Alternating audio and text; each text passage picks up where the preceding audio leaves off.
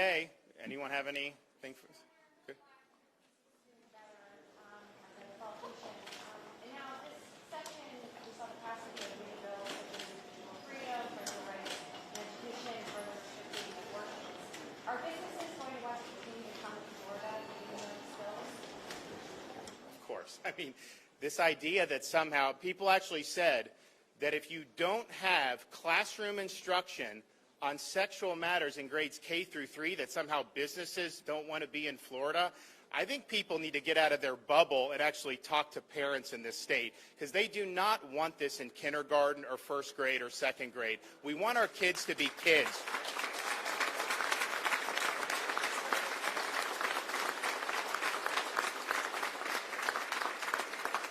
And I also think some of these businesses, you know, they couldn't even operate in some of these other states for a long time. Not only were they able to operate, some of them, I told them to get open earlier than they were even comfortable doing. And so we've got a great business climate. We have the lowest per capita tax burden in the country. And, you know, we have a very diverse workforce with a lot of different skills because of our initiatives to really help people with concrete skills. So we're going to continue to be a great place to be. And, you know, I think some people that live in a bubble can think something, but that's just not the reality.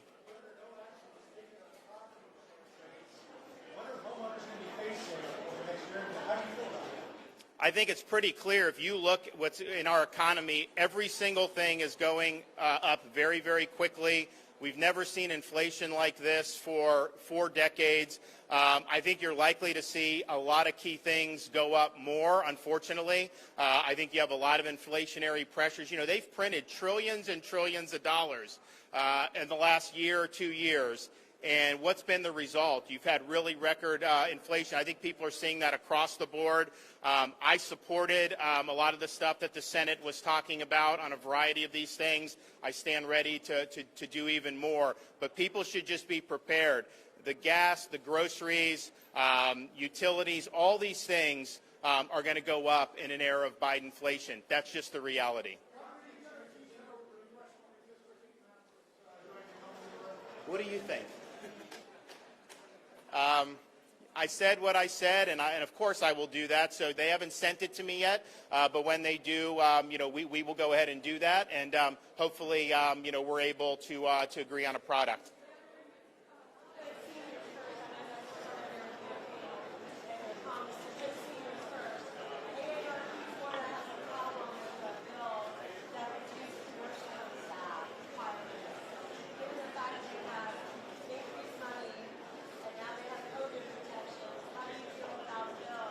The COVID protections for nursing homes? How do you feel about reducing nursing home staff requirements? Oh, well, look, I mean, I think that we're in a situation where it's very hard to find staff. I think what Wilton and Chris were able to do with the reimbursements, you know, that was a huge, huge lifeline.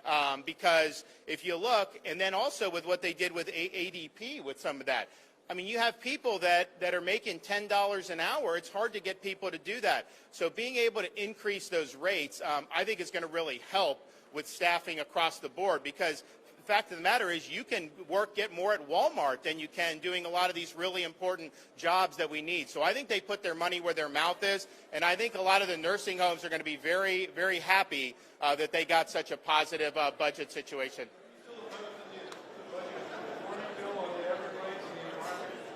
Well, I was opposed. I mean, it's much different now. I mean, there were things that I was very much opposed to.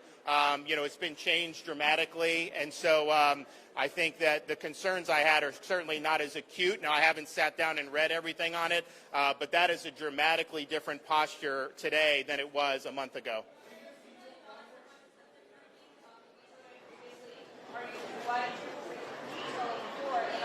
I'd have to look at the line item. I'm not precisely sure on it, so I'll look at it when they. You know, we're already going over the budget. When they send it, we'll take a look at it. Gary. Thank you, Governor. To get back to redistricting, yes, they haven't sent the bill to you, but as you may have seen, 2 lawsuits have already been filed. I guess, is it your intention to veto and then call them back in a special session? I think we're going to discuss, you know, the next steps. I mean, I think obviously there's different things that are going on when it comes to this, but But I think people should just be very confident in the fact that when I get it, we will do it. We will lay out a lot of the objections that we have, like we have previously, but I think we'll do it in even a more thorough fashion, and then we can kind of go on from there. You know, I think part of the breakdown is just relies on the fact that they are going off certain court decisions the last decade, and I respect that. But quite frankly, if you take that meaning of how they're interpreting the state constitution the way they are, I don't think that complies with the federal constitution. That issue has never been brought squarely. You know, it may end up being brought squarely here, but that has been, I think, the biggest rub that we're doing. My view is, you know, let's do it in a way that is going to be consistent with both documents. But we'll get there.